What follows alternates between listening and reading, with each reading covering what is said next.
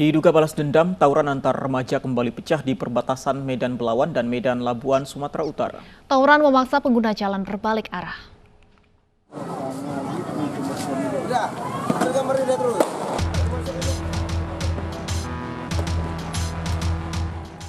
Dua kelompok pemuda kembali tawuran di perbatasan Kecamatan Medan Labuan dan Medan Belawan, Kota Medan, Sumatera Utara.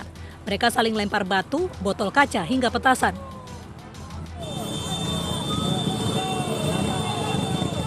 Akibat tawuran, arus lalu lintas di kawasan ini terganggu. Para pengguna jalan tak berani melanjutkan perjalanan karena khawatir akan terdampak tawuran. Sejumlah pengguna jalan bahkan harus memutar balik untuk menghindari tawuran. Diduga tawuran dipicu dendam lama antara kedua kelompok pemuda. Itu tadi kita dapat laporan dari kantor lurah tadi, kelurahan. Tiba-tiba udah terjadi kerumunan massa ini. Apa ada dendam karena salah satu kios itu hancur, Bang? Bisa jadi. Ini yang lanjutan dari malam-malam sebelumnya ini. Itu, Bang, ya? Iya. Tawuran berhenti setelah petugas kepolisian dari Polsek Medan Labuan dan Polsek Medan Belawan tiba di lokasi. Dari Medan, Sumatera Utara, Yuda Bahar, iNews melaporkan.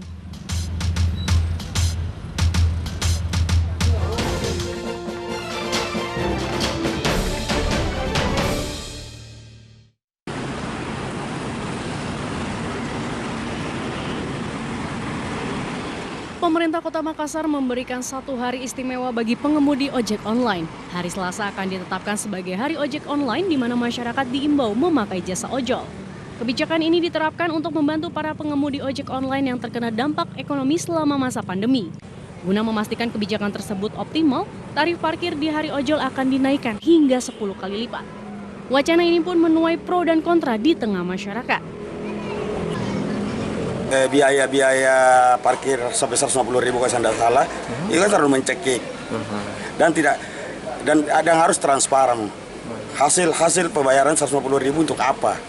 Justru kegiatan-kegiatan seperti ini seharusnya menjadi contoh buat seluruh masyarakat seluruh pemerintahan yang ada di Republik ini, di mana pada masa pandemi ini sangat susah.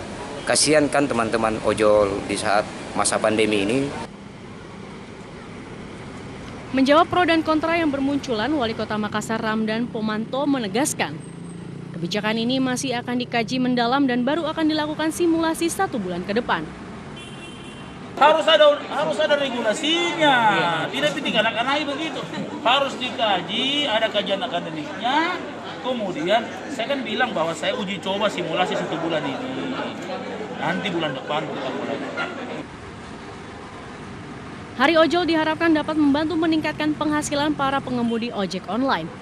Kebijakan ini dinilai bisa memaksimalkan masyarakat untuk mau memakai jasa ojol dibandingkan membawa kendaraan pribadi dan membayar biaya parkir yang mahal. Dari Makassar, Sulawesi Selatan, Yul Yusfin, iNews melaporkan.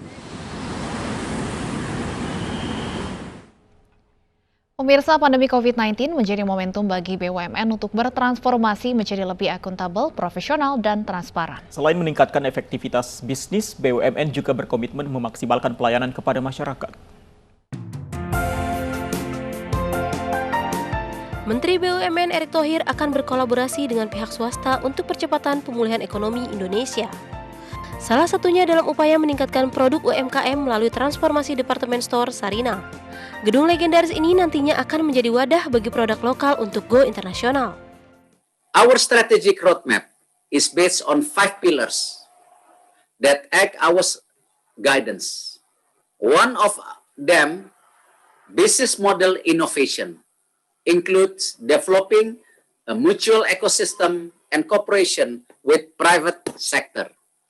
We are fully aware that to deliver tangible impact is improving the performance of Indonesian SOE and delivering more value to the country's economy.